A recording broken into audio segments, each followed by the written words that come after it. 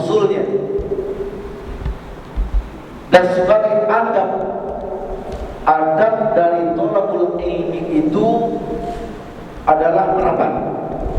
Dimohon Bapak Ibu yang ingin mengkaji ilmu dengan serius, adabnya supaya merapat di sini semuanya. Saya harap supaya merapat di sini. Ini adab ilmunya. Adab thalabul ilminya begitu. Bukan jauh-jauh ya. Nanti setelah kita adakan penyampaian materi, kita adakan dialog interaktif, diskusi tentang keislaman, apakah tentang materi yang disampaikan atau apa saja persoalan Islam yang kita ketahui. Silakan nanti ditanya. Jadi saya beringin kalau bisa mendapatkan, tolong mendapatkan. Jangan jauh-jauh ya, karena adab atau etika belajar itu merapat ya, merapat saja.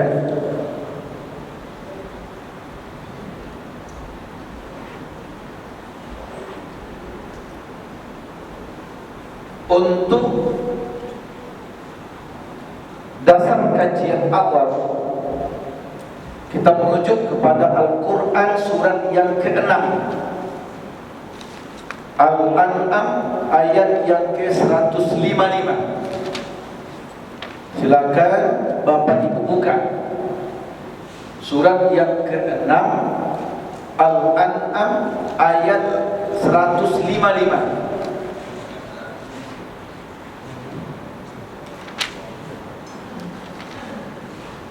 A'udzu billahi minasy syaithanir rajim. Bismillahirrahmanirrahim. Wa hadza kitabun anzalnahu mubarak fattabi'uhu wattaquhu la'allakum turhamun. Ini ayat yang kita kupas untuk thalabul ilmu kita. Nanti kita adakan sampai sahur kajiannya. Penyampaian materi dilengkapi dengan diskusi. Biasanya habis kajian langsung sahur atau? Iya, langsung sahur. Iya. Artinya penyampaian materi, diskusi hanya itu ya. Ada nggak tahajud jamaah? Nggak ada. Nggak ada kan? Ada tahajud jamaah nggak selama ini? Nggak. Ada tahajud nggak? Nggak ada kan? Oh nggak ada. Berarti kita full itu. Kan ada sebagian tempat yang saya ikuti. Saya menyampaikan materi, terus diskusi. Setelah itu ada waktu setengah jam untuk berjamaah sholat. Ada begitu? Nggak ada kan? Ya kalau nggak ada nanti kita full untuk kajian. Ya, mau sampai sahur, oke, sampai jam 3 tidak masalah. Yang penting tergantung kondisi nanti. Ya, ya. Nanti siapkan pertanyaan sebanyak mungkin. Silakan dibaca terjemahannya, boleh? Surat yang ke-6 ayat 155 tadi. Coba terjemahkan. Dan ini adalah kitab Al-Quran yang kami turunkan dengan penuh berkah. Itulah dan bertakwalah agar kamu mendapat rahmat. Kita tafsirkan ya. Nabi ketika membaca ayat ini sambil megang Quran. Wa hadza kitabun, dan ini kitab. Hadza di sini namanya isim isyarah lil qarib, kata petunjuk dekat. Hadza dan hazihi artinya ini. Ada pula kata petunjuk jauh, zalika tilka, artinya itu. Sekarang hadza dan ini Kitabun, kitab. Kitab di sini nama lain dari Al-Quran. Dia bernama Al-Quran karena artinya bacaan, wajib dibaca. Dia bernama Al-Kitab. Kitab dia wajib tertulis. Lafaznya berbahasa Arab. Jadi kalau Anda nanti muncul suatu waktu nanti Quran dicetak tapi tanpa ditulis Arabnya, yang ada cuma Latin atau terjemahan, pastikan itu palsu. Karena Quran itu sifat tertulis, jelas teksnya. Itu diantara keaslian Quran, ada teks Arabnya. Mungkin sewaktu-waktu nanti karena adanya anti Arab, sehingga mereka ketika cetak Quran dihilangkan Arabnya, sehingga diganti Latin dan terjemahan. Katakan itu pasti palsu, bukan Quran lagi. Karena Quran itu dibaca, dia bernama Alkitab, tertulis, teksnya jelas. Terakhir saya ke Madinah 26 Januari sampai 7 Februari 2020, itu terakhir sebelum pandemi itu. Saya masih mencek ke Madinah, ke percetakan Quran di sana. Alhamdulillah, Al-Quran itu sudah dicetak ke dalam 55 bahasa dunia. Quran, teks Arabnya, terus terjemahannya bahasa Indonesia. Quran dan terjemahannya bahasa Turki. Quran terjemahannya bahasa Malaysia. Quran terjemahannya bahasa India. Quran dan terjemahannya bahasa Amerika.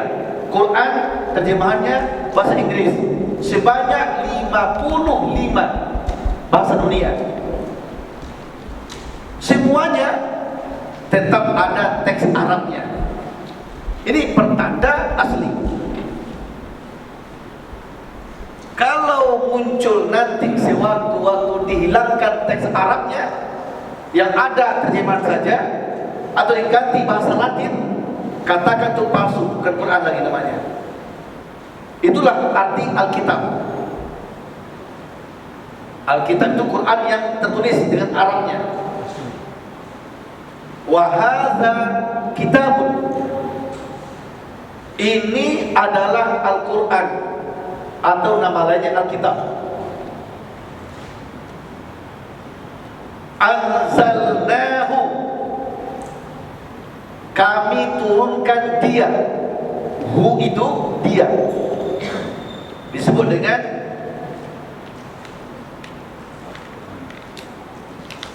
kata ganti isim dhamir muttasil namanya. Ada isim dhamir muttasil, ada isim dhamir munfasil. Kalau munfasil berdiri sendiri, seperti huwa, huma, hum, hiya, huma, hunna, anta, atuma, antum, anti, atuma, antuna, ana, nahnu. Itu 14 macam. Disebut dengan isim dhamir munfasil namanya, berdiri sendiri. Tapi kalau isim dhamir muttasil yang bergabung seperti hu, ha, ka, ki, kuwa, kaki, apa lagi? Ta, ti, itu namanya isim dhamir muttasil. Wa hadza kitabun, dan ini kitab atau kitab ini, Quran ini, anzalnahu, kami turunkan dia. Dia apa? Dia Quran itu mubarak, penuh keberkahan. Allahu Akbar, luar biasa ayat ini. Al-Quran ini kami turunkan, kata Allah, penuh berkah. Jadi kalau bapak ibu ingin mendapat berkah, tidak usah ke bulan perginya,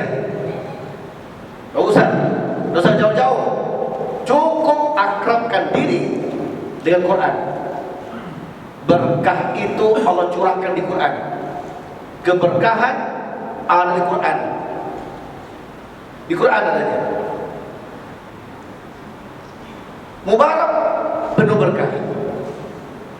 Karena Quran penuh berkah, fattabi'uhu, maka ikutilah dia.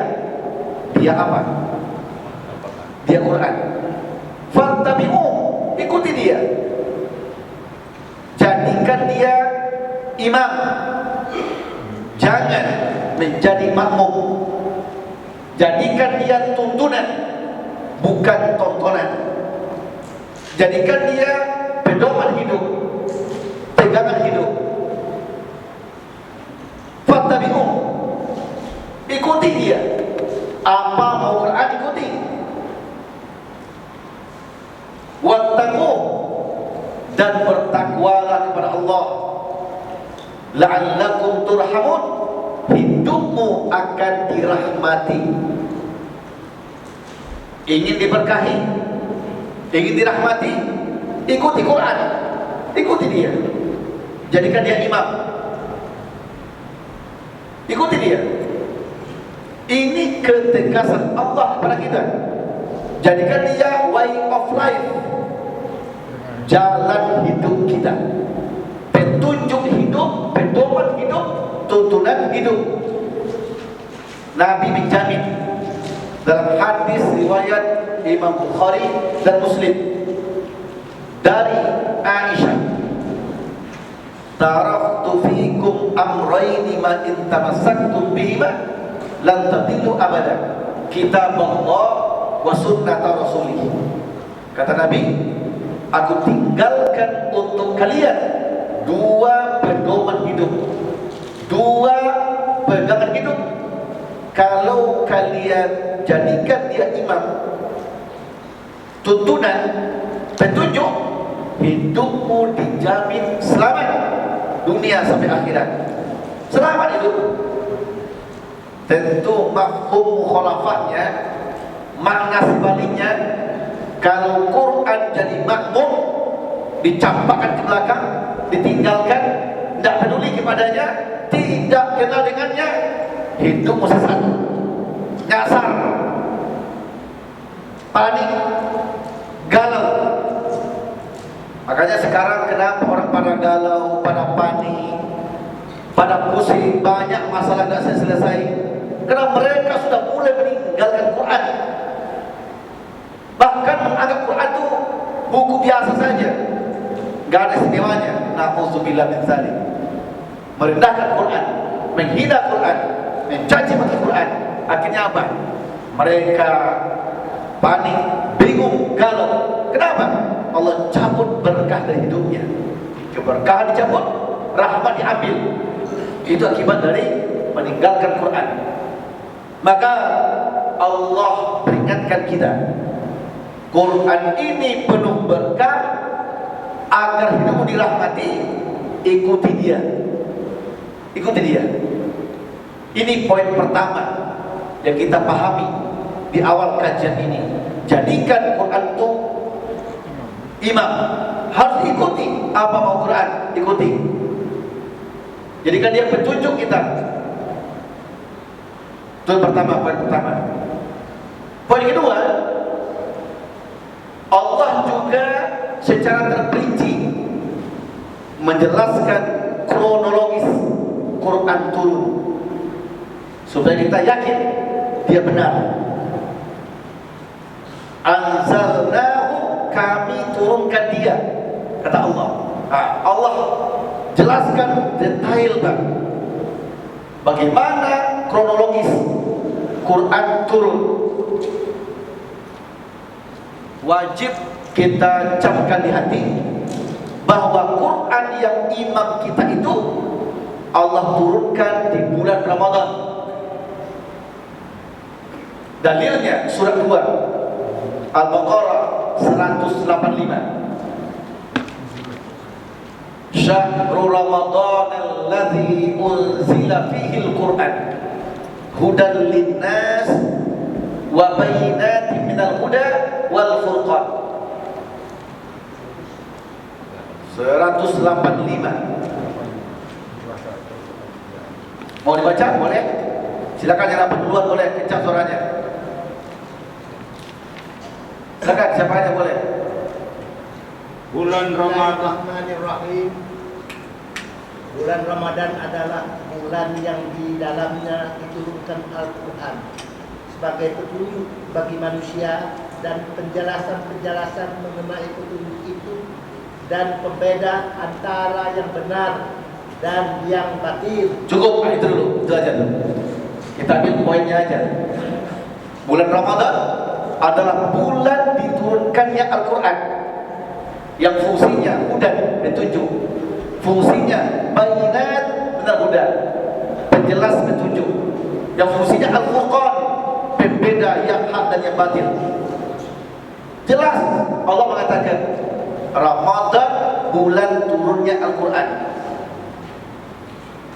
Otak bertanya, Ramadan itu kan panjang Ustaz, 1 bulan penuh. Kapan sih tepatnya? Tanggal berapa sih tepatnya? Allah menjawab, surat 44 Ad-Dukhan ayat yang ketiga. Surah 44 Ad-Dukhan ayat ketiga. Inna anzalnahu fi lailatin mubarakah. Sesungguhnya kami turunkan Quran itu pada suatu malam yang diberkahi. Coba mau terjemahkan boleh? Ayat berapa? Terjemahkan. Sesungguhnya kami menurunkannya pada suatu malam yang diberkahi, dan sesungguhnya kamilah yang memberi peringatan. Sesungguhnya kami turunkan Quran itu pada suatu malam yang diberkahi. Pertama tadi Quran turun di bulan Ramadan, masih panjang kan, sebulan penuh. Spesifiknya kapan? Pada satu malam yang diberkahi. Surah 44 Ad-Dukhan ayat 3. Ditanya lagi oleh otak ini, kapan sih malam diberkahi itu? Kapan? Allah jawab, surat 97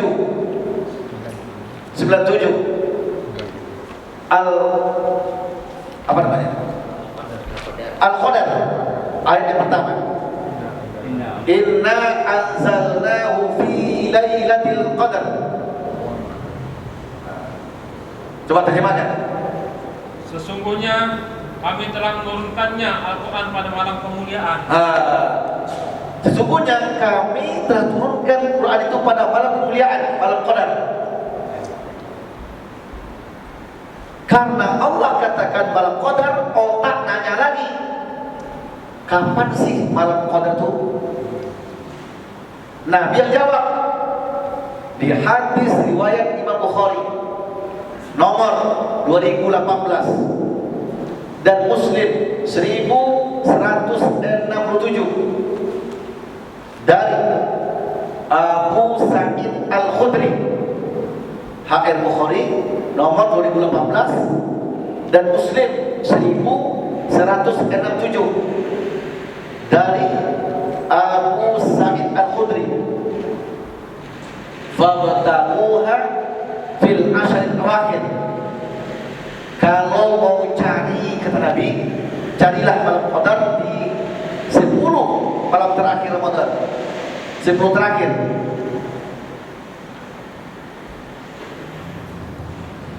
Karena 10 terakhir itu masih belum spesifik itu. Kapan tepatnya malam Qadar itu?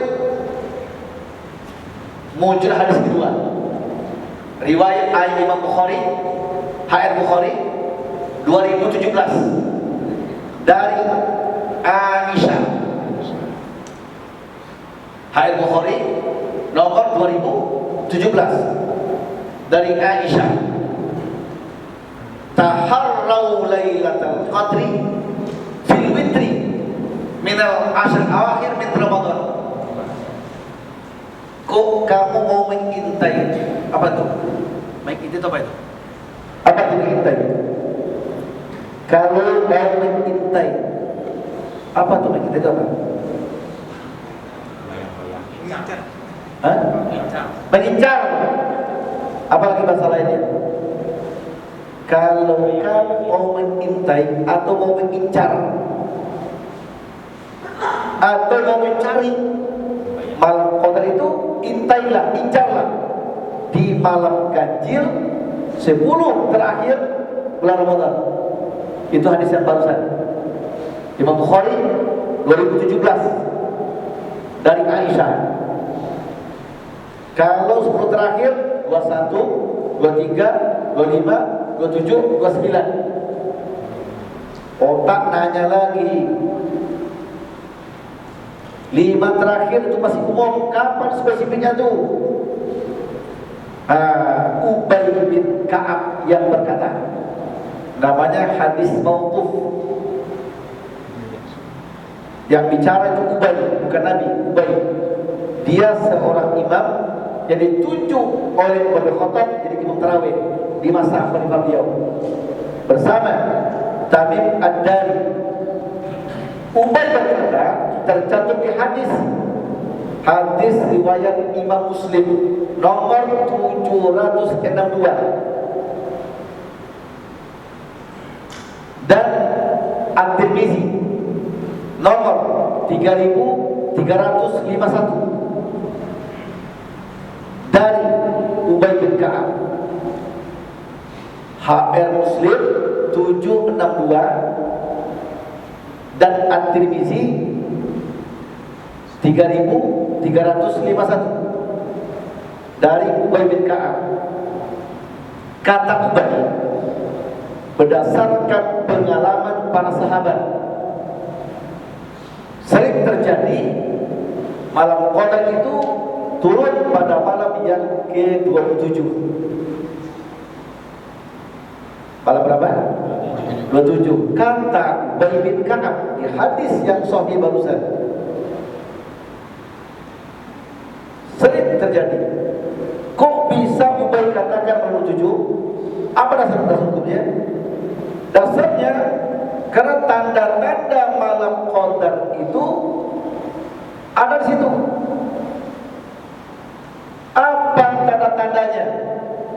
Tanda-tanda malam qadar tercantum di hadis yang sahih. Hadis riwayat At-Tayalisi. At-Tayalisi. Hadis bernomor 349. At-Tayalisi 349. Dan Al-Bazzar 1034 serta Ibnu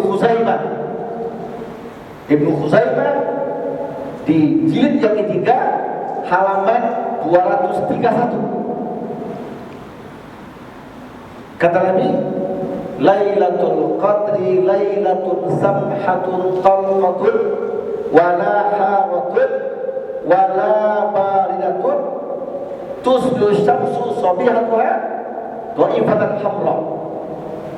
Malam qadar itu tanda-tandanya, kata Nabi, pertama, malamnya tenang. Kedua, langit cerah. Tiga, cuaca tidak panas. Empat, cuaca tidak dingin. Di luar ruangan ya, bukan di masjid, bukan di rumah, bukan di kamar. Kalau di kamar bapak pakai AC dingin itu. Orang tak pakai AC panas. Nah, startnya di luar. Yang kelima, besok subuh matahari terbit dengan cahaya yang redup berwarna kemerah-merahan. 4 pada malam harinya dan 1 di subuh harinya.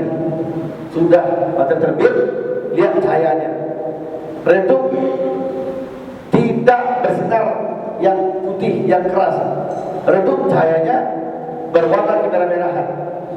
Itu tanda-tanda malam qadar tadi malam keluar turun ke Nabi. Nah, kata Ubay bin Ka'ab, berdasarkan tanda-tanda ini sering dijumpai oleh sahabat.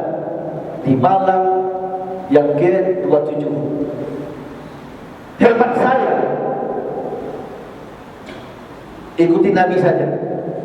Nabi sengaja 10 malam terakhir i'tikaf di masjid. Saya lebih cenderung ke situ. Apalagi di Indonesia, malam ganjil 2 kali soalnya. Di Indonesia 2 kali berapa ganjil, Pak? Malam tadi malam, malam ini, malam berapa? 29 versi siapa ini?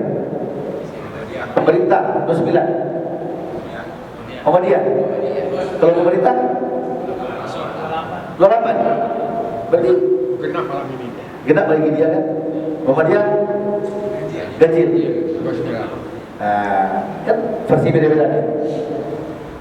Karena versi beda-beda, yang tahu siapa ya Allah yang tahu, yang pasti. Makanya yang paling aman itu Pak 10 terakhir itu aja lah. Paling aman hadis pertama.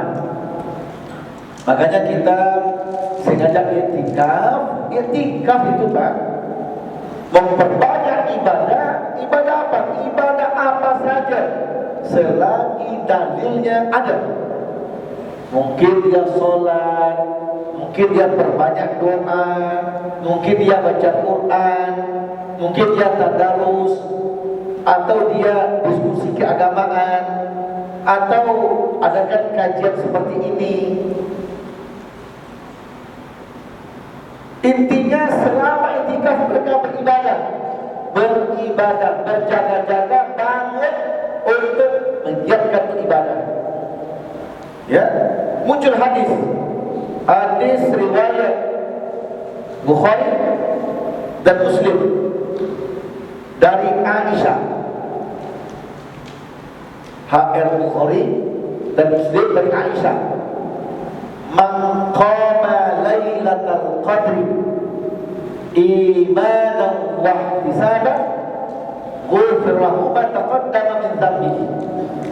Barang siapa yang menghidupkan malam qadar dengan peribadatan karena iman dan harapkan dari Allah balasannya, maka dosa-dosanya terampuni, gugur semuanya.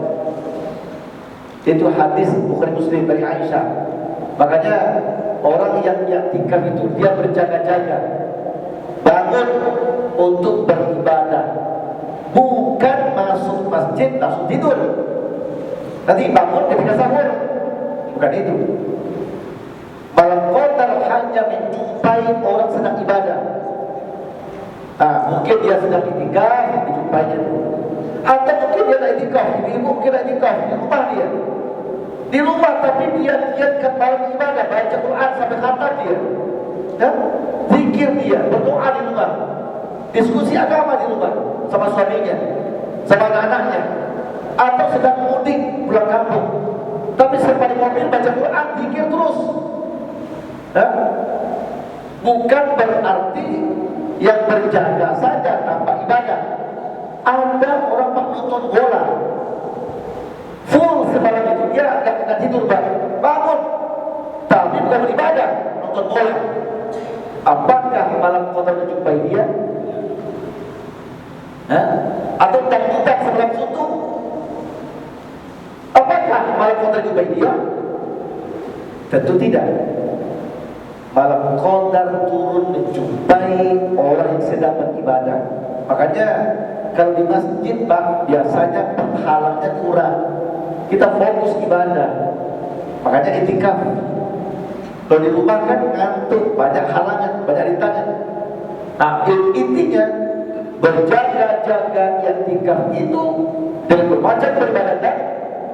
Hadisnya ini, barang siapa yang hidupkan malam-malam itu, khususnya malam qadar, dengan peribadatan, ibadah karena Allah, maka dosanya diampuni.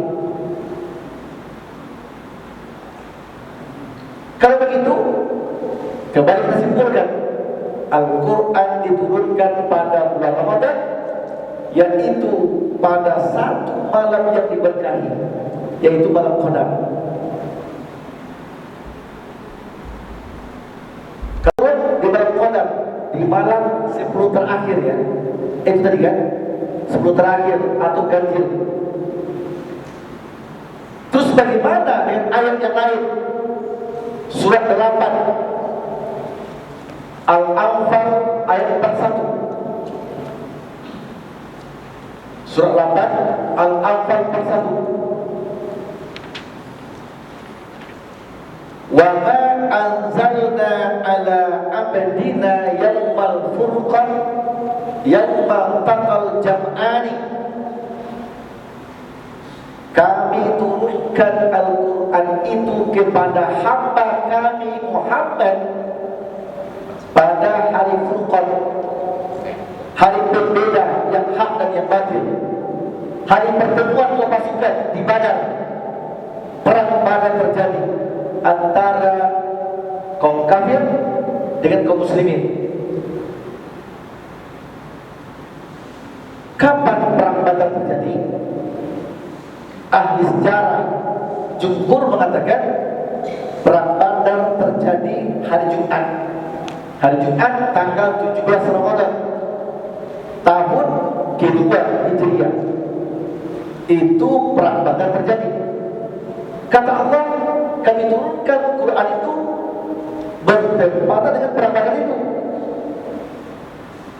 Nah, sehingga ulama tafsir di antara mereka menyimpulkan, mengkompromikan ayat-ayat dan hadis-hadis tadi.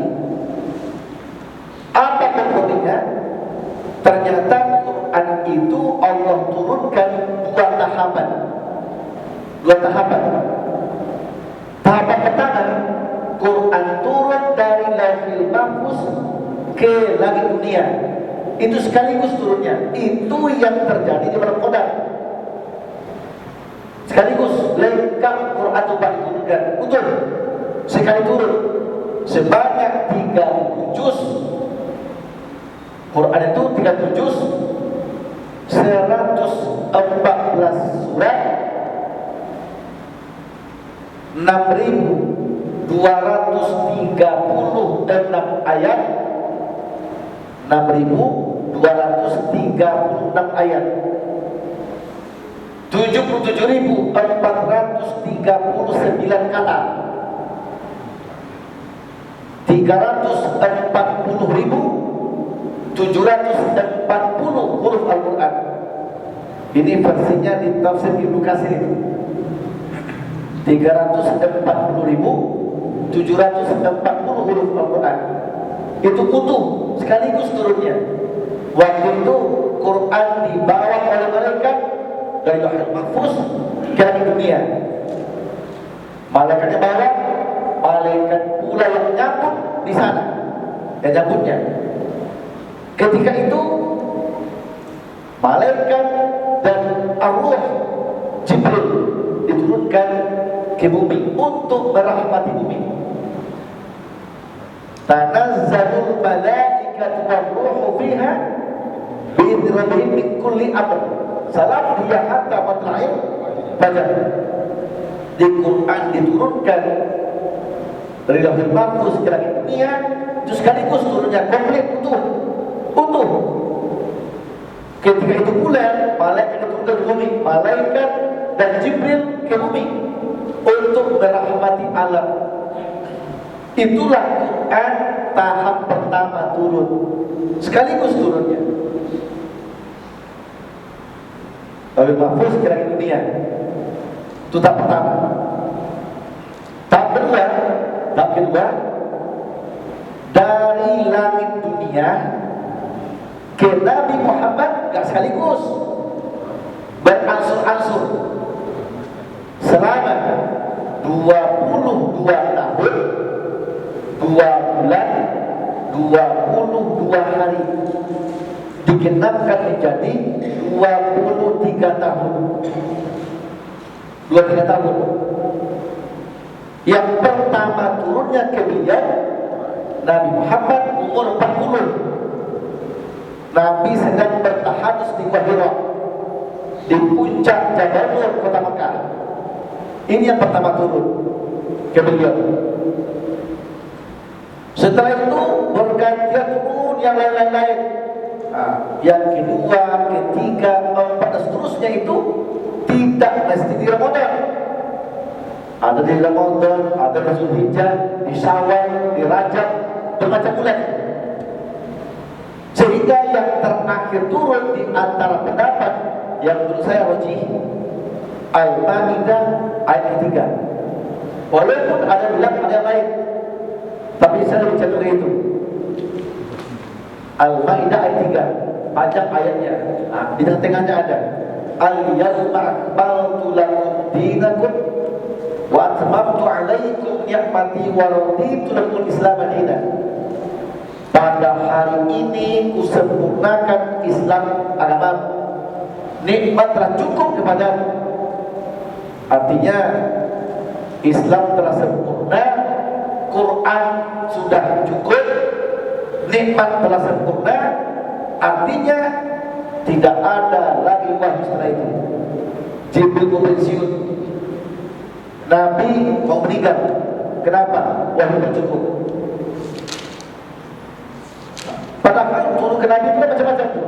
Pertamanya Al-Alam, Iqra itu kan 5 ayat kan. Terus macam-macam. Al-Mudaththir, Al-Muzammil, terus Al-Qalam dan seterusnya. Yang terakhir Al-Maidah tadi. Setelah lengkap turun ke Nabi semuanya, itu selama 2-3 tahun, 13 tahun di kota Mekah, 10 tahun di kota Madinah. 13 tahun Mekah disebut dengan ayat Makkiyah namanya. Ayat Makkiyah turun ke Nabi periode Makkah sebelum hijrah. Makkiyah namanya. Nabi hijrah ke Madinah, ada turun ayat lagi sampai beliau wafat. Ya, umur 63 itu. Itu namanya periode Madinah.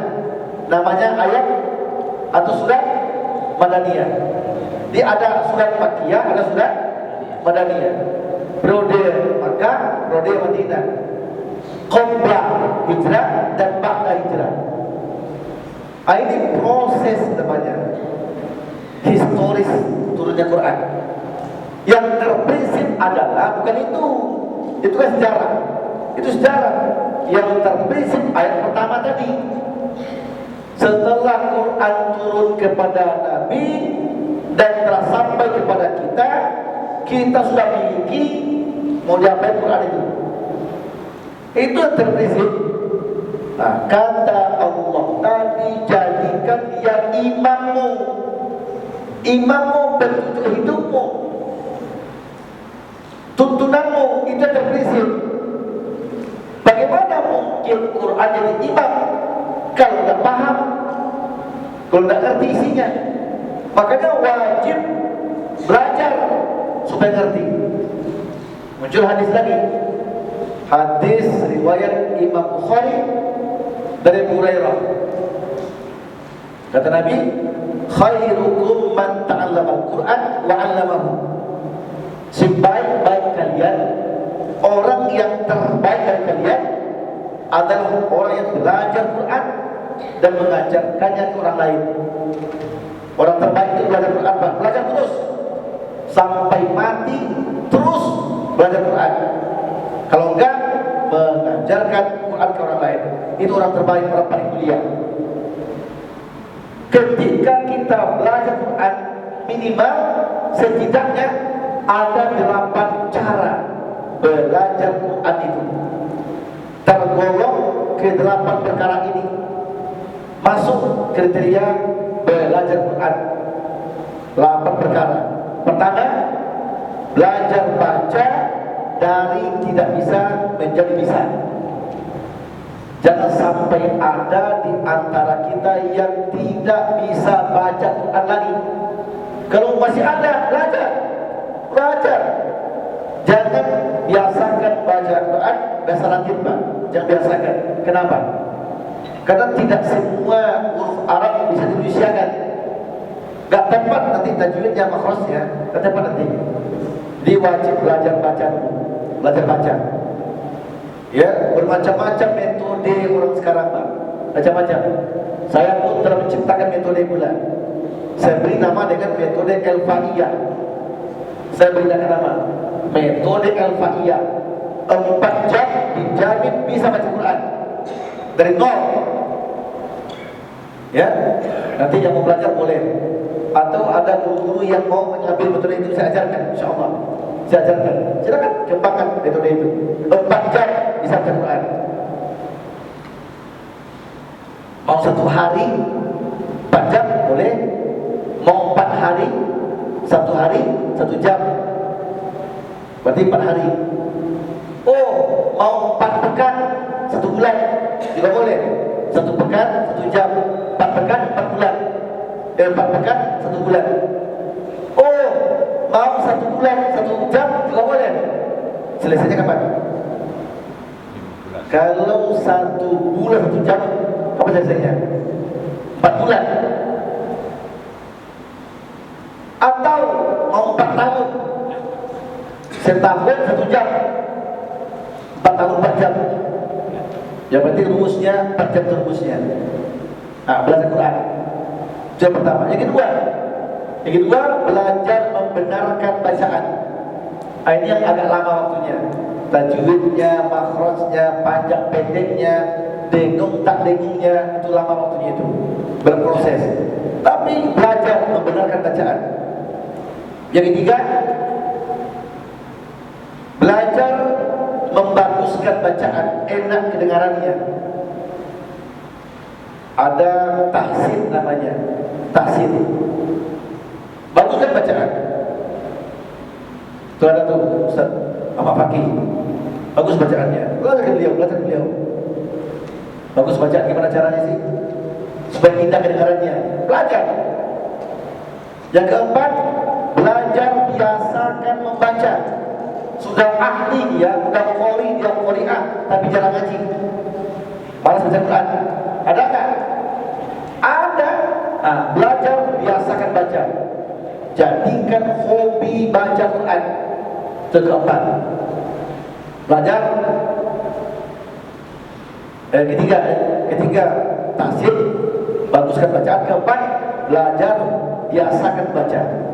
Itu keempat ya. Yang kelima, belajar membiasakan mendengar Quran dibaca orang. Belajar biasakan mendengar Quran, hobi mendengarnya. Itu yang kelima. Yang keenam, belajar menghafal. Walaupun berat, usia yang tua itu berat, Pak. Berat itu. Kita hafal 5 ayat, Pak. Dapat yang kelima hilang pertama. Tambah 5 lagi, dapat 10 hilang 5. Dapat tengah hilang pangkal. Hafal ujung hilang tengah. Oh, biasa itu. Yang penting berjuang terus menghafal, walaupun pendek-pendek enggak apa-apa. Menghafal. Malah sekarang luar biasa, bermacam muncul metode. Saya referensikan yaitu teruji dan saya menyaksikan sendiri. Itu ada tuh di Cibulan itu. Cibulan Kuningan. Ya. 30 juz bisa hafal dalam waktu 1 bulan. Sudah ribuan alumninya. Silakan ke sana, silakan buktikan. 1 bulan, Pak, ke sana, nyantri ke sana, sebulan, insya Allah hafal 30 juz. Sudah banyak ribuan alumninya. Termasuk anak saya sendiri, saya antar sana, saya antarkan, alhamdulillah. 1 bulan, Pak, hafal 30 juz. Malah anak usia tua, 74 usianya, ya 74 usianya. Ketika sebulan selesai, dia bisa menghafal 14 juz Quran. Katanya 15, tapi yang 1 juz enggak. Masih ragu, 14 ya, yang pastinya. Luar biasa kan, Pak? Hah? Ada metodenya menghafal. Jadi termasuk belajar itu menghafal Quran. Yang ke-6, yang ke-7, belajar memahami isi. Itulah tadabbur namanya. Tadabbur Al-Quran atau belajar tafsir, pemahamannya. Biar ngerti kita apa isi Quran. Belajar tafsir Quran, tadabbur Quran. Yang ke-7 ya. Kedelapan, kalau sudah paham dan ngerti, baru delapan, belajar mengamalkan Quran. Di situ baru muncul rumus Quran jadi imam, jadi petunjuk. Kalau kita amalkan, kita paham, kita amalkan. Tapi mana mungkin Quran petunjuk kalau tidak paham isinya, tidak ngerti, tidak mungkin Pak. Makanya slogan saja Quran petunjuk hidup, pedoman hidup, tuntunan hidup, tapi tidak ngerti, tidak paham, mana bisa? Hah? Bahkan muncul berbagai aliran sesat karena tidak paham Quran. Untuk itu, inilah 8 tingkatan tergolong belajar Quran. Pertama, belajar baca. Kedua, benarkan bacaan. 3, baguskan bacaan. 4, biasakan baca. 5, biasakan mendengar orang baca. 6, belajar menghafalnya. 7, belajar memahaminya. 8, mengamalkannya. Kalau 8 tingkat kita kerjakan, insya Allah mudah menjadikan Quran sebagai petunjuk hidup, tuntunan hidup, dijamin selamat di akhirat. Dan segala peribadatan yang kita kerjakan selama Ramadan atau setelah Ramadan itu harus berlandaskan Al-Quran tersebut. Wajib hukumnya. Kalau Quran gak menjelaskan detail, maka kembali ke hadis. Jadikanlah Al-Quran dan hadis sebagai tuntunannya. Ibadah-ibadah apa saja yang hendak dikerjakan selama Ramadan dan setelah Ramadan, tentu landasannya Al-Quran dan hadis Nabi. Insya Allah benar amalannya. Tapi kalau kita beramal di luar tuntunan, insya Allah juga sesat amalannya. Yakinlah. Jadi yakini yang kita amalkan jelas berhukumnya, diqurankan atau dihadiskan, atau praktek para sahabatnya, praktek tabi'in, boleh kita amalkan. Karena menurut saya mustahil rasanya para sahabat, tabi'in itu mereka sengaja tidak berpedoman kepada Al-Quran dan hadis Nabi. Mereka semuanya tunduk dengan Quran dan hadis. Untuk itu, mari kita semarakkan belajar ini. Dikunci apa? Amal-amal apa saja yang dikerjakan selama Ramadan dan setelah Ramadan itu berdasarkan landasan tadi Quran dan Sunnah. Sekarang kita di ujung Ramadan ini. Selama Ramadan apa saja amal kita? Ayo. Pertama, puasa. Sudahkah puasa kita mengikuti tuntunan itu? Apa lagi? Amal apa lagi Pak? Ayo. Qiyamul Lail, tarawih. Sudahkah mengikuti tuntunan Nabi? Itu wajib. Apa lagi? Bersedekah. Banyak sedekah, berinfak, berwakaf selama Ramadan. Apa lagi? Baca Quran. Apa lagi? Zikir. Apa lagi? Berdoa. Nah, kalau Nabi mereferensikan doa yang lebih afdal dibaca selama Ramadan, Allahumma innaka afuwun tuhibbul afwa fa'fu anna. Kalau teks aslinya Allahumma innaka afuwun tuhibbul afwa fa'fu anni.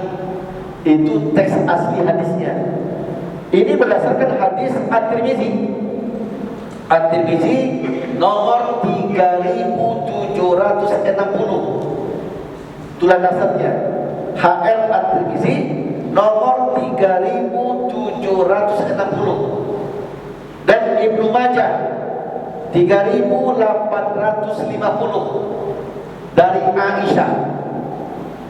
Itulah dasarnya bahwa Nabi begitu berjaga-jaga, dia sering membaca doa itu, Allahumma innaka afuwun tuhibbul afwa fa'fu anni.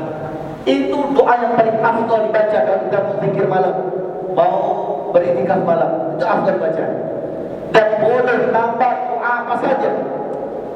Bukankah Nabi mengatakan sepertiga malam terakhir waktu ijabah, waktu makbul untuk berdoa, dan berbanyak doa. Sekarang ini masuk ini sepertiga terakhir ini Pak. Jam 2 mulainya ya. Jam 2 mulai sampai subuh. Itu sepertiga terakhir. Ini waktu ijabah ini Pak. Di waktu ijabah ini kita duduk di majelis ilmu. Masya Allah. Kita berdoa ke Allah, berzikir ke Allah. Semoga semua kita mendapatkan Lailatul Qadar. Amin. Amin ya rabbal alamin. Terus ibadah apa lagi Pak? Apalagi selama Ramadan? Selain tadi puasa sudah, qiyamul lail, tarawih sudah, baca Quran sudah, doa sudah, zikir sudah, apa lagi? Selama Ramadan nih. Ayo, apa lagi selama Ramadan? Infak sedekah. Udah tadi kan, sedekah udah tadi. Apa lagi? Iftar jama'i. Apa tuh? Memberikan orang perbukaan. Takjil. Apa lagi? Selama Ramadan nih. Silaturahmi. Silaturahmi, deh. Apa lagi? Termasuk umroh juga. Umroh itu amal yang utama. Kalau punya uang mah, umroh.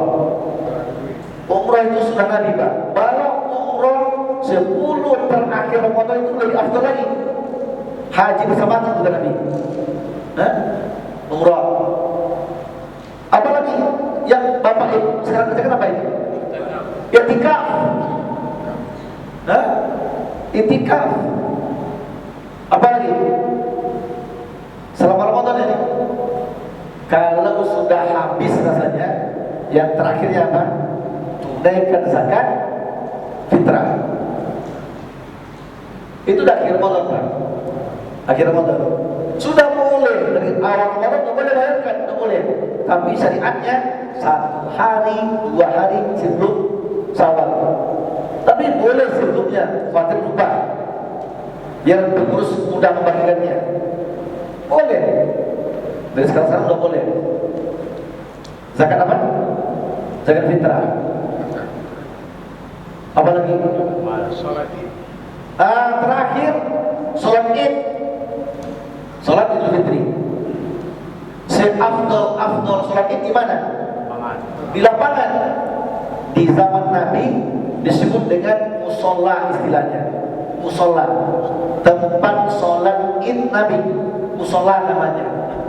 Sekarang itu Pak, tempat itu dibangun masjid oleh raja di Saudi Arabia, di Madinah, bernama Masjid Musola namanya. Namanya apa? Masjid Musola. Nama lainnya Masjid Gumamah, Masjid Bendung. Di situ dari pertama kali mengadakan sholat istisqa di tempat itu. Bernama dia Masjid Gumamah atau Bendung. Bernama juga Masjid Musola, masjid tempat Nabi sholat Id. Dulunya bukan masjid tapi lapangan terbuka. Di mana itu? Kalau Bapak di Madinah, udah pernah ke Madinah belum? Yang udah pernah boleh bayarkan, boleh bayangin. Yang belum pernah jangan bayar itu penting. Yang udah pernah boleh bayangin. Kita ada kiblat, ada selatan. Arah selatannya ada kiblat. Terus arah kiblat di depan imam itu ada halaman kan? Ada halaman, ada pagar pintu 3, 4, 5 pintu itu. Di balik pagar itu ada bangunan. Sekarang itu disebut dengan bangunan Museum Al-Quran. Balik itu lagi jalan. Balik itu lagi sebelah kanan pasar kurma. Sebelah kanan itu ada Masjid Abu Bakar, Masjid Umar, Masjid Ali, Masjid Musola.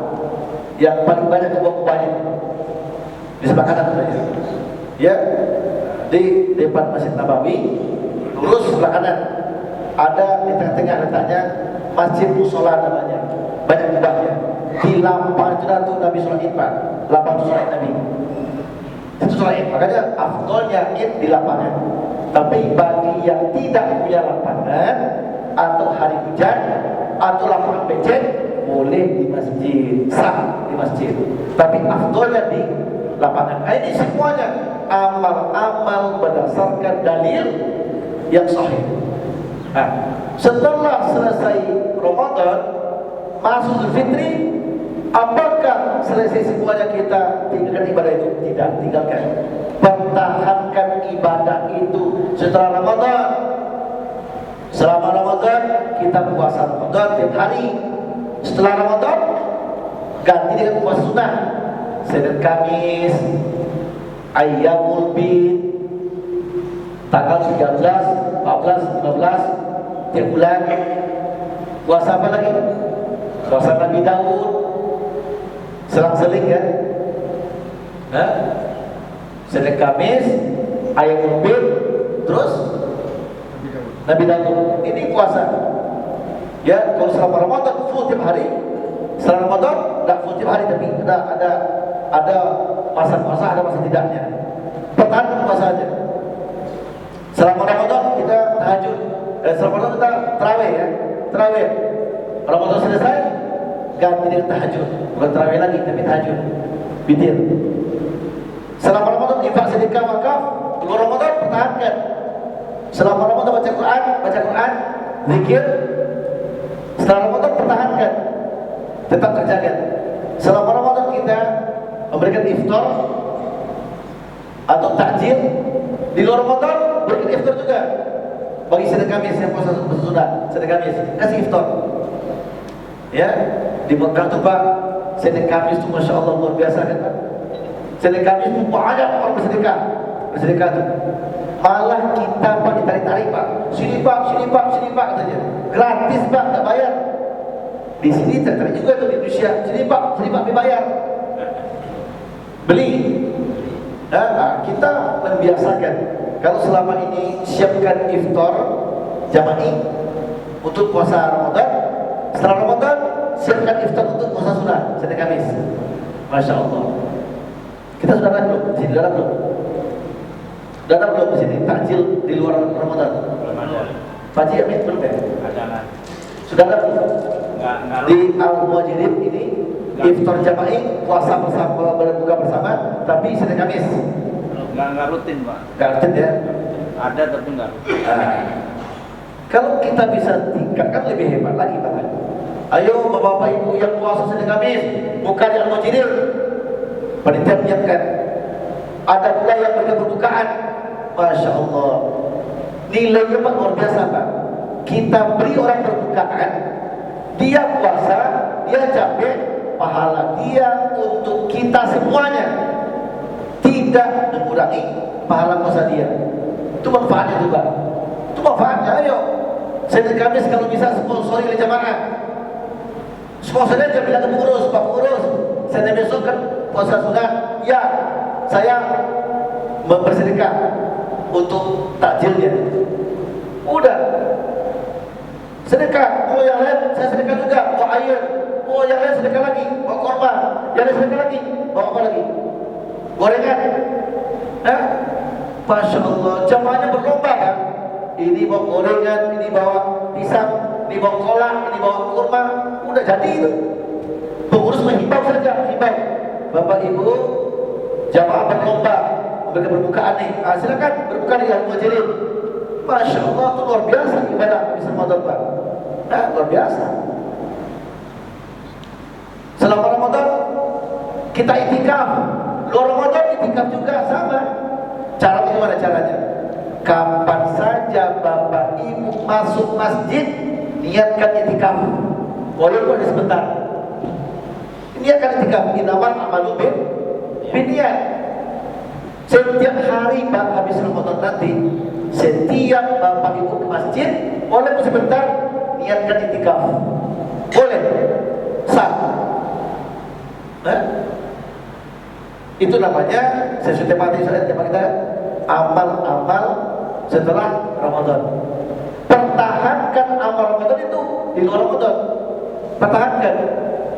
Kapan perlu tingkatkan. Nah itu kan demikian hidup kita Kita ini telah menjadikan Al-Quran Sunnah sebagai pedoman hidup kita. Masya Allah.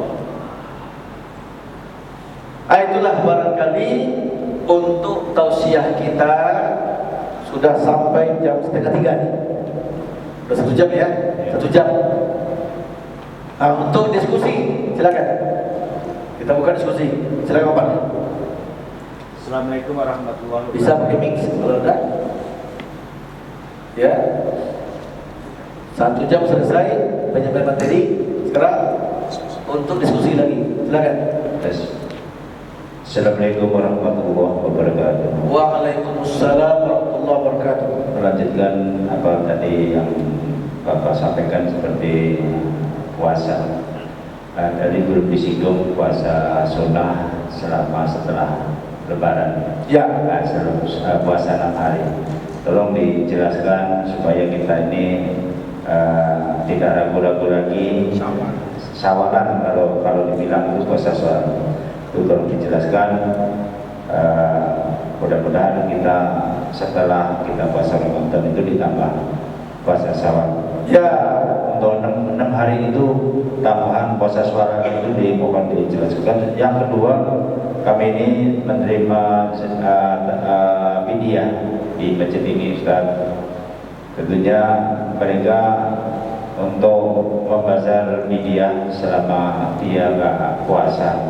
Tentunya apakah setelah dia bayar fidyah itu kalau sanggup untuk membayar setelah dia kuat, apa boleh puasa lagi, apa masih enggak karena dia sudah bayar fidyah, Ustaz? Ya. Dua itu aja, Ustaz. Itu aja ya. Terima kasih. Assalamualaikum warahmatullahi wabarakatuh. Waalaikumsalam. Cukup mantap pertanyaannya. Ya, pertama tadi tentang puasa sunnah Syawal 6 hari. Yang kedua tentang fidyah dan qadha. Puasa Syawal disepakati hadisnya sahih. Barang siapa yang puasa Ramadan satu hari nilai 10. Kalau 6 hari 60. 60. Nah, tunggu hitungnya ya. 60 berarti 2 bulan ya? Iya. Hah? Satu hari puasa Berapa? hari puasa 2 bulan. 1 hari Puasa 2 bulan. Kalau 6 hari setahun. coba berapa banyak temannya? 1 hari puasa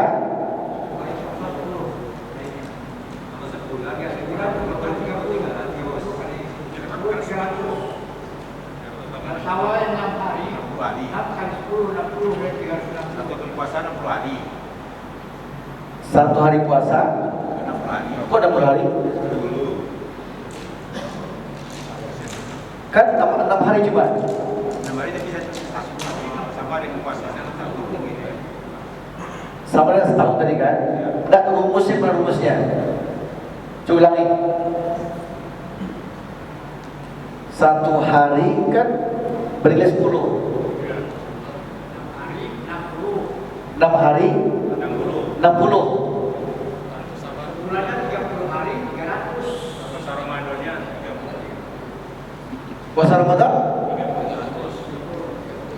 30 kali 10 300. 300 tambah 60, 360 sama dengan setahun aja. Klop ya kan? Makanya hadisnya barang siapa yang puasa Ramadan yang diikuti 6 hari Syawal sama dengan puasa setahun penuh. Karena 1 hari bernilai 10. 1 hari nilai 10. Selama Ramadan 30 hari kali 10 300. 6 hari Syawal kali 10 60. 300 tambah 60 360. 360 itulah setahun. Setahun. Kita mulai di Ramadan ini. Tahun depan Ramadan lagi, Syawal lagi. Itu rumusnya. Ya, jadi 6 hari itu boleh dikerjakan dan afdolnya tanggal 2 mulainya. 1 Syawal itu haram puasa. Insya Allah nanti jatuh hari Senin. Insya Allah ya. Saya cenderung mengatakan akan sama nanti memadai pemerintah. Kenapa? Dan tadi saya dengar dari para pakar telah secara keilmuan, bulan nanti akan nongol 3 derajat ke atas. 3 derajat berarti Pak. Kalau 3 derajat, pemerintah pun tunduk dengan 3 derajat kan? Ya, akan sama Senin semua, insya Allah. Muhammadiyah Senin, pemerintah pun Senin. Berat ke sana, beratnya. Kenapa tadi itu bulan itu menongol 3 derajat? Sementara pemerintah masyarakat 3 derajat kan? Berarti tidak clear. Insya Allah Muhammadiyah dan pemerintah akan sepakat nanti. Insya Allah akan sepakat. Ya, akan sepakat di hari Senin. Tidak mungkin Ahad. Kalau Ahad jatuhnya berarti 28 dong. Tidak mungkin. Kalau Selasa ada kemungkinan. Kalau pemerintah tidak mungkin 30. Tapi bulan itu tinggi banget. Nah, jadi kemungkinan besar nih kompak hari Senin insya Allah. Nah, kalau seandainya hari Senin 1 Syawalnya, maka Selasa boleh mulai puasa Syawal. Hari kedua. Puasa hari kedua, ketiga, 4, 5, 6, 7. Selesai 6 hari. Bagi yang tidak sanggup begitu boleh selang-seling. Boleh selama Syawal 6 hari. Tidak masalah.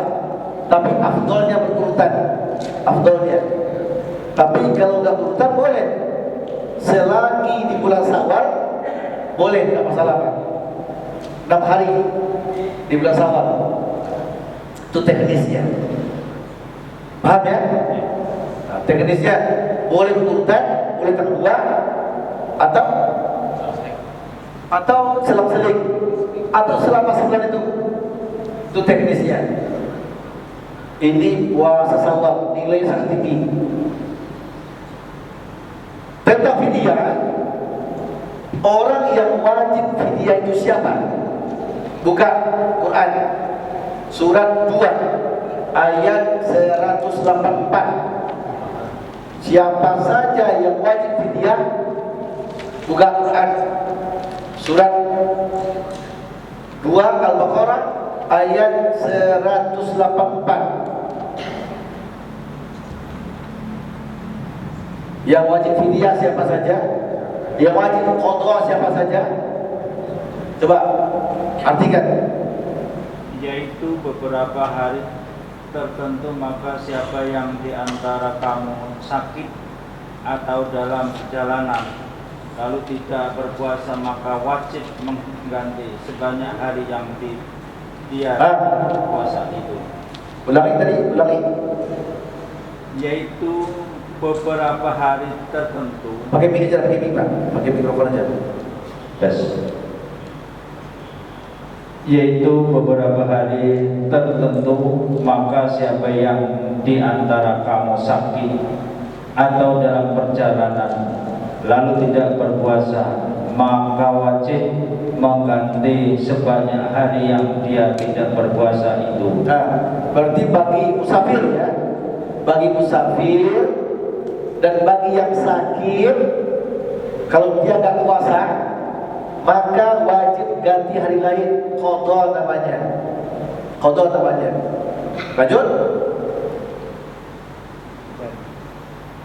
Pada sebanyak hari itu, pada hari-hari yang lain, dan bagi orang yang berat menjalankannya wajib membayar fidyah. Nah, siapa fidyah itu? Dan bagi orang yang berat menjalankan puasa itu, kenapa berat? Nah, lihat di bawahnya Pak,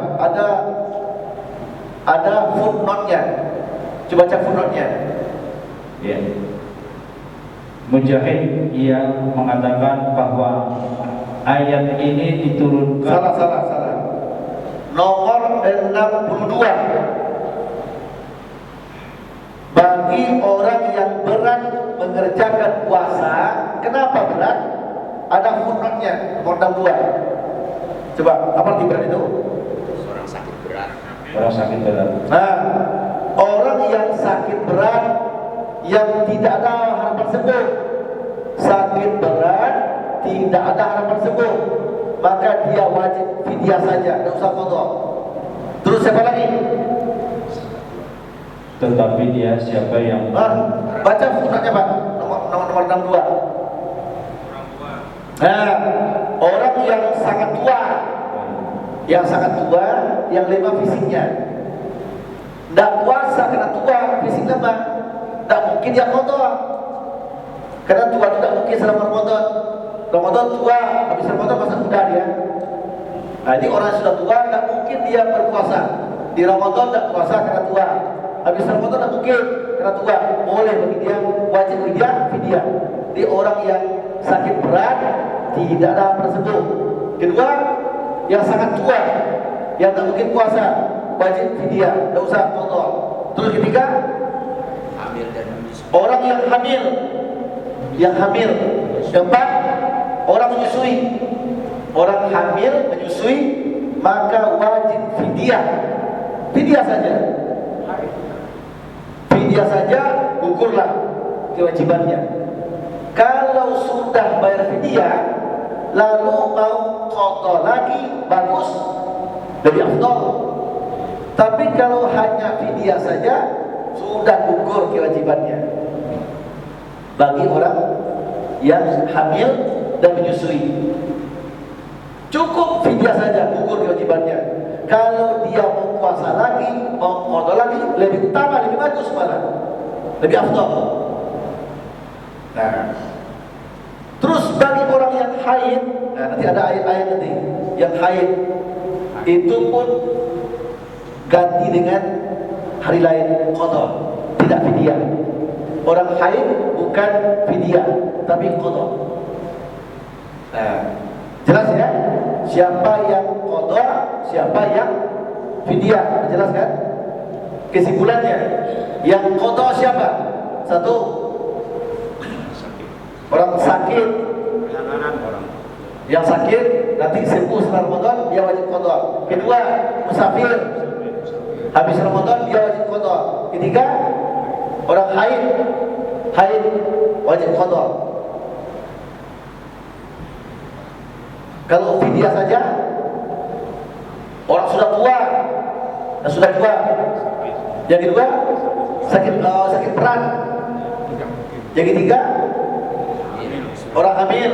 Empat, orang menyusui. Cukup fidyah saja. Kalau mereka mau juga qadha, lebih afdal, lebih utama, ditambah nilainya. Kalau dia nggak qadha lagi, cukup gugur kewajibannya. Nah, sekarang kapan dibayar fidyah itu? Yang namanya utang Pak, tentu terbaiknya segera bayarkan Secepatnya. hari ini gak puasa, afdolnya hari itu juga bayar fidyahnya. Yang namanya utang kan sesegera mungkin kan. Caranya memberi makan seorang miskin 1 kali, cukup gugur fidyahnya. Misalnya hari ini gak puasa, nanti waktu berbuka atau malam hari dia kasih nasi bungkus untuk sekali makan, gugur, cukup. Atau diundang orang ke rumahnya makan dengan niat untuk fidyah, boleh. Ya, selama sebulan dia nggak puasa, maka ketika habis lebaran dia undang orang ke rumahnya sebanyak 30 orang miskin dengan niat berfidyah selama Ramadan, cukup. Ini dilakukan oleh Ibnu Abbas ketika istrinya nggak puasa sebulan penuh, dia undang orang selama 1 kali makan habis Ramadan. Diundang Pak 30 orang miskin ke rumahnya, dikasih makan 30 orang tuh Pak. Dia mengadu ke Nabi, ya Rasul, aku undang orang 30 miskin makan sekali makan di rumah untuk fidyah, apakah cukup? Kata Nabi, cukup, sah fidyahnya sekali makan. Tapi kalau dicukupkan 3 kali makan, sehari makan lebih afdal. Nah gitu. Sekali makan saja ukur fidyahnya, Pak. 3 kali, 4 kali, 5 kali, atau sehari makan lebih afdal utama. Itu kesimpulannya. Tapi karena kami ini kan menerima zakat fidyah, Ustaz. Jadi mereka membayar sekaligus sebulan. Dalam per-hari itu mereka ada yang bermacam-macam. Pada permakanannya itu sehari buka dan sahur itu memberikan 30.000. Iya. Selama dia bayar 1 bulan. Tentunya kami terima, tapi kita harus bayar. Satu, yang kedua, kita membayar itu kan melakukan itu kan membayar kepada orang itu kan yang harusnya puasa. Apakah tidak yang harusnya puasa? Seperti kita kan mereka harus puasa menggantikan puasa mereka, kasarnya seperti itu. Tapi kalau kita memberikan kepada orang yang nggak berpuasa, apakah itu sah? Itu Ustaz. Ya, Yang perlu kita jaga, Ustaz. yang lebih utama tentu kita berikan fidyah itu ke orang yang berpuasa. Itu yang lebih utama. Tapi apakah sah, Ustaz? Sah enggak kita berikan fidyah ke orang yang tidak puasa? Sah. Karena dia miskin, dia kelaparan. Sah. Sah. Cuma afdolnya utamakan yang berpuasa dulu. Nah, itu. Kan kita mencari yang afdol yang utama ya. Gitu. Tapi seperti kita bayar Pakai mic lagi. Seperti kita bayar mereka 30 hari itu sah itu Ustaz ya. Mereka bayar langsung 30 hari. Jadi kata Ustaz tadi sehari. Ya, sah. Sah ya. Kalau dia bayarkan setiap hari itu bagus, lebih afdol. Kalau dia tidak mampu atau kerepotan tiap hari, setelah Ramadan digabung semuanya 30 hari, boleh. Kan utang itu kan bisa diundur kan? Bisa diundur utang Pak? Boleh kan? Kita berutang nih, bayar lebih cepat, lebih utama. Tapi kalau kita undur sebulan 2 bulan bisa nggak? Ya boleh. Yang penting utang bayar. Boleh. Ya, sebaiknya bagaimana Ustaz? Apakah ini kan mereka kan puasa, kalau dibayarkan setelah puasa apakah sah itu kan? Karena kita kan menggantikan puasa mereka itu Ustaz. Dibayar setelah puasa. ya kan umpamanya kita seperti tadi ngundang orang miskin setelah puasa memberikan fidyah pada menggantinya orang puasa. Sedangkan kita puasa kan Sah. Kenapa? Ibnu Abbas melakukan dan adu ke Nabi. Nabi bilang sah, selesai perkara kan? Nah itu Ibnu Abbas melakukannya. Istrinya gak puasa, lalu setelah Ramadan di bulan Syawal diundang 30 orang miskin ke rumahnya, dikasih makan, ngadu ke Nabi. Kata Nabi sah, cukup sekali aja, berarti boleh. Cuma utamanya tiap hari tadi. Tiap hari udah puasa hari ini langsung bayar itu lebih utama. Tapi kalau digabung selama sebulan habis Ramadan dibayarkan semuanya sah. Seperti Ibnu Abbas tadi, itu kasusnya. terima kasih. Ya, cukup ya. Ada satu lagi Ustaz. Ada lagi. Atau kalau bapak nih Pak dari saudara Pak. Kamu tadi tunjuk dari luar. Silakan. Assalamualaikum warahmatullahi wabarakatuh. Waalaikumsalam. Ustaz, bagaimana kaitannya antara Lailatul Qadar dengan nuzul Quran? Itu aja, terima kasih. Ya, Lailatul Qadar itu turunnya Al-Quran pertama kali, tahap pertama dari Lauhul Mahfuz ke langit dunia. Itu terjadi di malam Qadar sebelum terakhir Ramadan. Turunnya Quran tahap pertama dari Lauhul Mahfuz ke langit dunia, itu sekaligus turunnya. Itu pada malam Qadar terjadinya. Sementara nuzul Quran itu Quran turun ke Nabi Muhammad pertama kali. Beda kan? Beda kan? Iqra itu yang rajih. Itu pula pendapat dari Dr. Mana Khalil Al-Qattan. Nanti buka di kitab Ulumul Quran. Penulisnya Mana Khalil Al-Qattan. Itu dipakai di kampus Islam, dipakai di kampus Islam sedunia, dipakai kitab itu. Ya, itu. Jadi nuzul Quran itu artinya Quran turun pertama kali ke Nabi Muhammad di Gua Hira. Yang pertama wahyu turun Iqra itu nuzul Quran. Makanya orang kalau memperingati, mengingat kembali sejarah itu, dia cenderung ke tanggal 17. Kenapa? Karena Quran mengatakan Al-Anfal 41 kan tadi. Al-Anfal 41, wa ma anzalna ala abdina yaumal furqan yaumal taqal jam'ani. Coba buka deh, biar jelas. Buka Pak tafsirnya. Buka biar jelas ya. Coba baca Pak pakai mic deh, biar orang dengar semua. Buka ayatnya, terjemahkan dan apa tafsirnya. Coba di footnote-nya baca. Coba, silakan Pak. Baca Pak.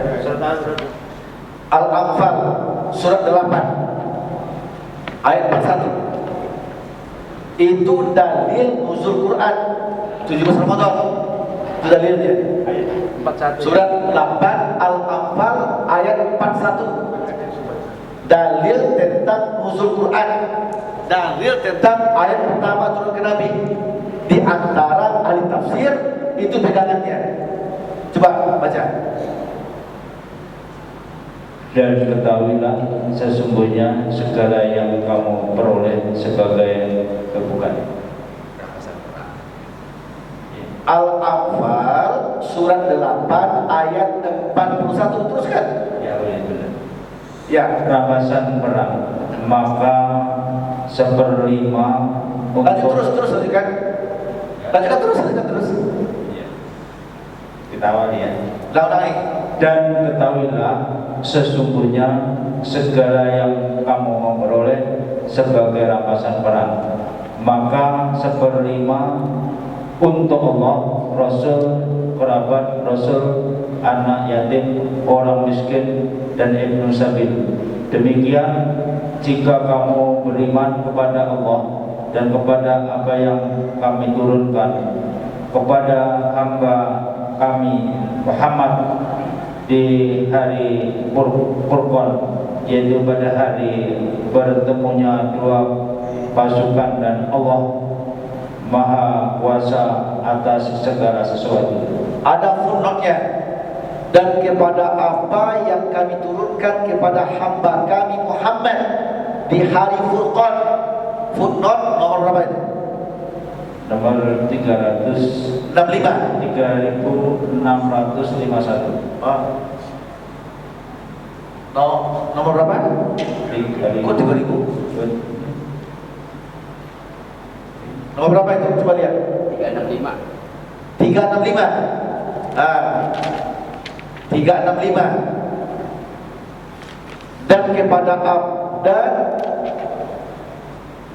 Dan kepada apa yang kami turunkan kepada hamba kami Muhammad di hari Furqan. Buka footnote 365. Coba bacakan 365. Coba Pak. Hari bertemunya dua pasukan pada perang Badar di hari Jumat tanggal 17 Ramadan tahun kedua Hijriah. Sebagian mufassir berpendapat bahwa ayat ini mengisyaratkan kepada permulaan turunnya Al-Quran Anul Karim pada malam 17 Ramadan. Ulangi ya. Hari bertemunya dua pasukan pada perang Badar, yaitu hari Jumat tanggal 17 Ramadan tahun kedua Hijriah. Sebagian mufassir sebagian ahli tafsir berpendapat bahwa ayat ini mengisyaratkan kepada permulaan turunnya Al-Quranul Karim pada malam 17 Ramadan. Nah ini, ya, ini isyarat bahwa wahyu yang pertama turun ke Nabi Muhammad itu, yang Iqra itu, bertepatan dengan tanggal 17 Ramadan. Hah? Sedangkan Ramadannya belum. Ramadan sudah ada, kok belum? Kok belum maksudnya apa? Kok belum maksudnya?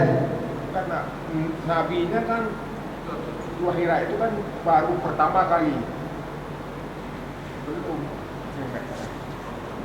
Mulainya bulan Muharram, Safar sampai Zulhijjah sudah ada semenjak Nabi Adam. Sudah ada. Tahunnya yang belum ada. Ulangi. Mulainya bulan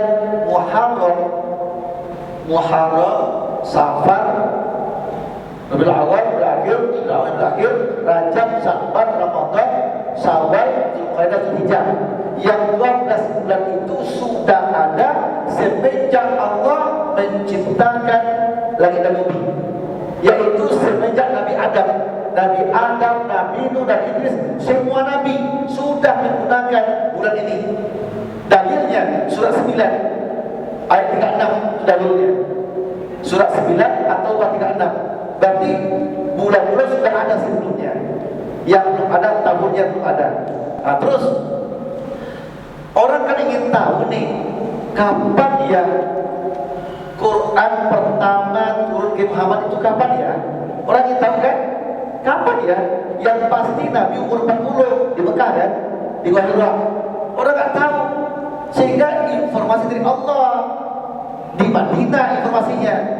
Setelah perang Badar terjadi, orang tahu perang Badar kan hari Jumat 17 Ramadan tahun kedua Hijriah kan? Betul nggak? Kata Allah, sebenarnya Quran yang kami turunkan ke hamba Nabi Muhammad itu pertama kalinya, awalnya bertepatan dengan perang Badar, bukan bersamaan. Tidak mungkin bersamaan dong. Satu umur 40, satu umur 55 kan? Dan mungkin bersamaan tapi bertepatan. Bertepatan bukan bersamaan. Ya. Nah, ini informasi dan informasi. Makanya ahli tafsir sebagian mengatakan, oh berarti dulu itu wahyu pertama turun ke Muhammad itu dulunya bertepatan perang Badar. Perang Badar kan 17 Ramadan. Nah begitu. Itu informasinya. Itulah ahli tafsir bilang begitu. Termasuk Dr.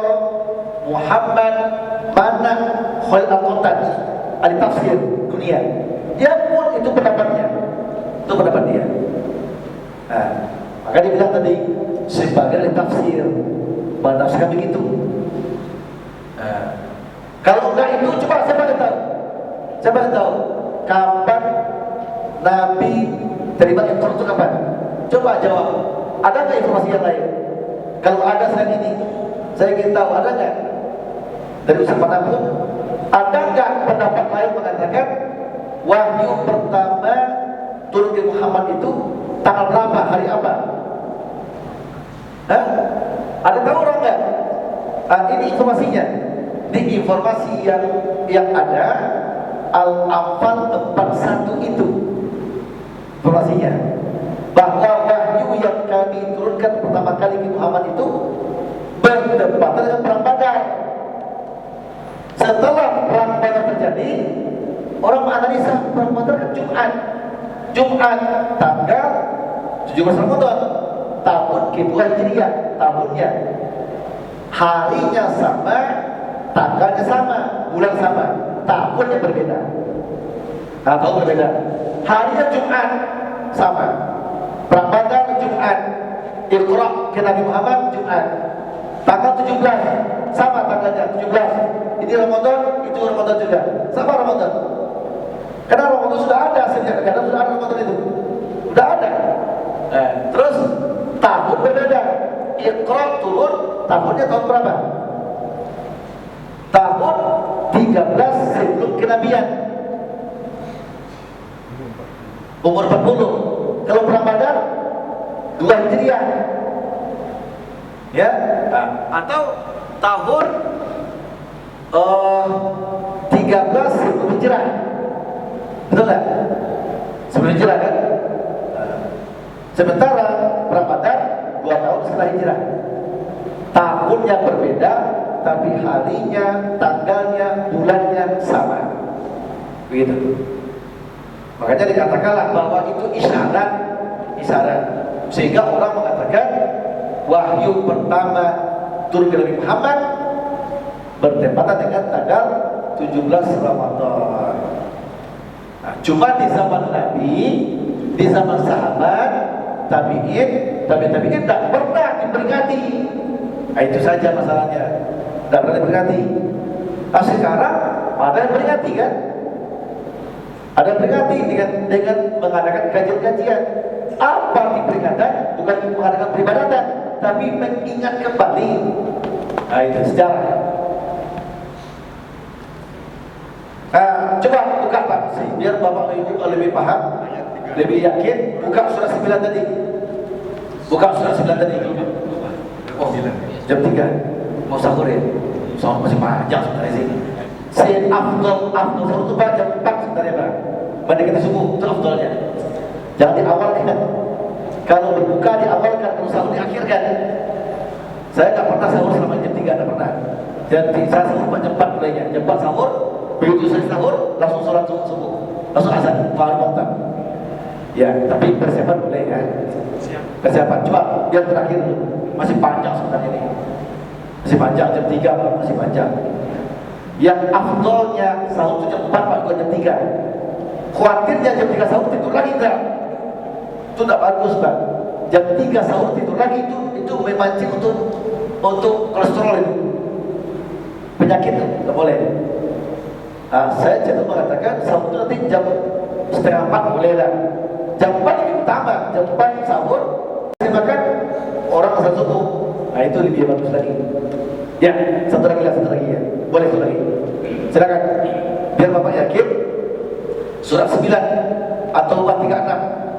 Coba baca. Atau 36 ya, coba.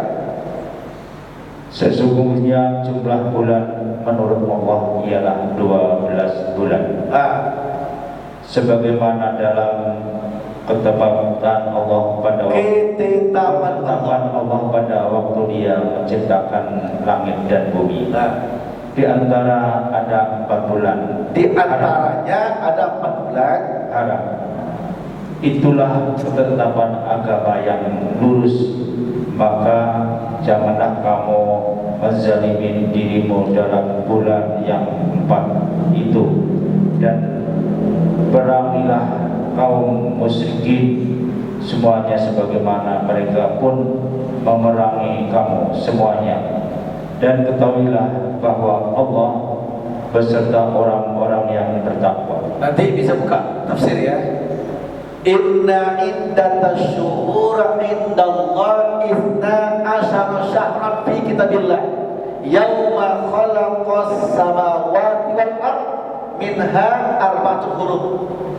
Sesungguhnya bilangan bulan di sisi Allah yang Allah ridhoi ada 12 bulan, yaitu Muharram sampai Zulhijjah.